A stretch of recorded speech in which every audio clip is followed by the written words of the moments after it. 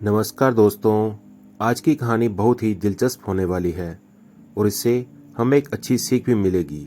तो आइए शुरू करते हैं। एक आदमी तो मैं खाऊंगा। एक सज्जन का नियम था कि प्रतिदिन 3 गरीब लोगों को भोजन कराने के पश्चात ही स्वयं भोजन ग्रहण करते थे। एक दिन बहुत खोजने पर भी कोई गरीब नहीं मिला। दोपहर हो गई। दीपावली का त्यौहार भी निकट था।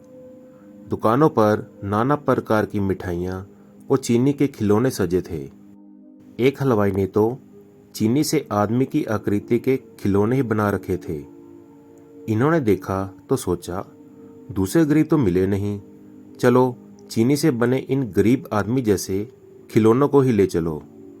इन्हीं को भोग लगाकर खाना खा लेंगे। 3 चीनी के मिठाई नुमा आदमी खरीद कर वे घर आए तो देखा कि वहां 3 असली निर्धन लोग खड़े हैं।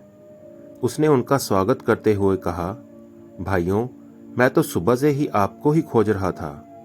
आइए भोजन ग्रहण करें। उसने तीनों गरीबों को बैठाया और पत्नी से बोले कि तुम जल्दी से भोजन बनाओ, मैं बाजार से दही ले आता हूं। वह बाजार चले गए। पत्नी भी खाना बनाने लगी। इतने में ही उनका पुत्र भीतर आया। उसने थैले में पड़े वे चीनी से बने मिठाई नुमा आदमी देखे तो बोला, माँ, एक आदमी तो मैं खाऊंगा। साथ वाले कमरे में बैठे आदमियों ने जब यह बात सुनी तो वे घबरा गए। इतने में उनकी माँ की आवाज आई, इतना उतावला क्यों होता है? अभी तेरे पिताजी आएंगे। यहाँ आदमी 3 हैं, एक तुम खाना, एक तेरे पिताजी खाएंगे और एक मैं खाऊंगी। उन तीनों आदमियों ने जब यह बात सुनी तो उनके होश ही उड़ गए कि आखिर हम लोग कहाँ आकर फंस गए।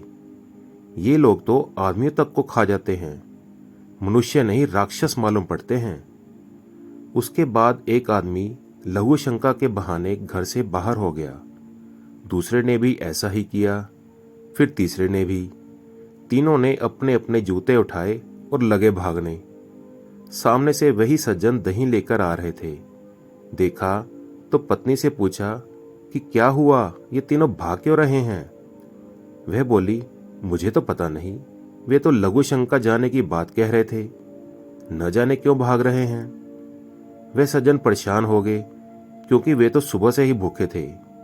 वे तुरंत ही उन तीनों आदमियों के पीछे भागे और बोले, अरे भाइयों, कहाँ भागे जाते हो?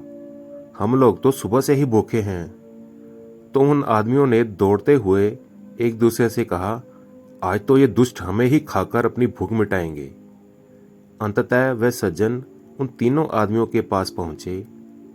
फिर उनकी बातें ध्यान से सुनने के बाद उन्हें चीनी के मिठाई नुमा आदमियों की बात बताई।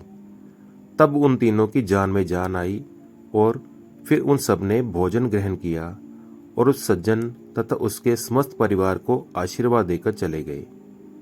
इस कहानी से हमें यह शिक्षा मिलती है कि अगर पूरी बात मालूम ना हो तो अच्छी भली बुद्धि में भी भ्रम पैदा हो जाता है। इसलिए हमें हमेशा सुनी सुनाई बातों का निष्कर्ष निकालने से पहले हमें तथ्यों को जांच लेना चाहिए या अपनी आंखों से देखे बिना उन बातों पर विश्वास नहीं करना चाहिए। तो दोस्तों, कैसी लगी आपको ये कहानी? प्लीज़ कमेंट करके ज़रूर बताएं और साथ ही अपने दोस्तों के साथ शेयर करना ना भूलें। और इसी प्रकार की अच्छी अच्छी कहानियाँ सुनने के लिए चैनल को सब्सक्राइब ज़रूर करें। तो मिलते हैं अगली इसी प्रकार की रोचक कहानी के साथ। धन्यवाद।